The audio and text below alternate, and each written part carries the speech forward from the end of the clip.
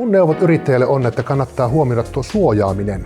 Eli toiminnan vapaus, tavaramerkit, patentit, jos niitä on, ja sitten brändin luominen. Eli vaikka sä et koskaan niitä tarviskaan, niin kannattaa kuitenkin olla tietoinen niistä valinnoista, mitä tekee.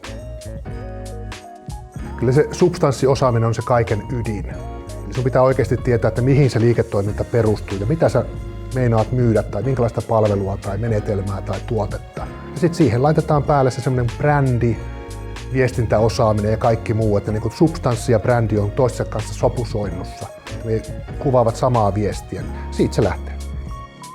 Mä pystyn parhaiten auttamaan tutkimus- ja tuotekehitysasioissa, innovaatioissa, rahoituksissa, yhteistyökuvioissa ja tämmöisissä. Et mä olen ollut monessa yliopistossa ja tutkimuslaitoksessa, parissa startupissa ja patenttiasiantoimistossa töissä. Mä voin auttaa näistä, kuinka suojataan, miten suojataan, mitä suojataan, missä suojataan. Mutta sen lisäksi mä oon aika hyvä pallottelukaveri. Kuten sanottu, mulla on monipuolinen kokemus taustalla, niin mä voin haastaa vähän siinä, että kannattiko oikeasti suojata, tai missä, oot sä varma, että sun kilpailijat on tuolla, tai pitäisikö tähän tehdä lisää tutkimusta, tai tarvitset tuohon kaveria, tai jos et tarvii, niin miksi et tarvii.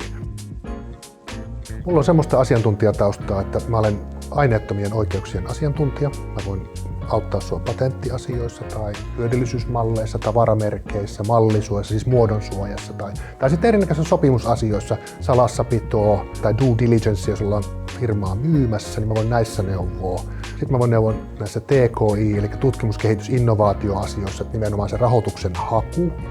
Ehkä myöskin se yhteistyökumppaneiden katsominen ja miettiminen, että minkä näköistä konsortiota tarvittaisiin. Tarvitaanko yliopistolta jotakin, mistä kannattaisi hakea sitä rahoitusta, keneltä kannattaisi hakea sitä rahoitusta.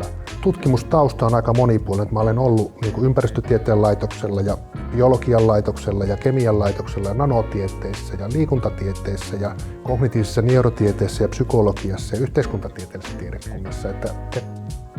Mä ymmärrän nämä tutkimuksen realiteetit aika hyvin, että mä voin sua pallotella niissä ja kertoa, että mitä kannattaa tehdä ja mitä ei kannata tehdä. Käytännössä katsoen alasta riippumatta voi auttaa sen tutkimukseen jalkauttamiseen liittyvissä asioissa.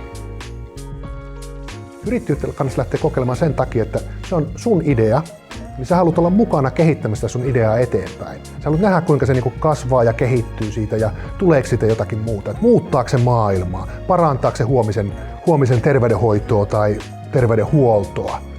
Sun kannattaa olla se primus motor siinä mukana. Ei sen tarvitse olla sit lopullista. Et se voi olla vaikka sivutoimista yrittäjyyttä tai se voi olla joku tämmöinen, että sä olet osakkaana siinä firmassa, joka sitä lähtee lopulta kehittämään tai muuta, mutta kyllä sua harmittaa, jos se jäi sitten, että mitäs jos ja pöytälaatikko. Kannattaa lähteä kokeilemaan.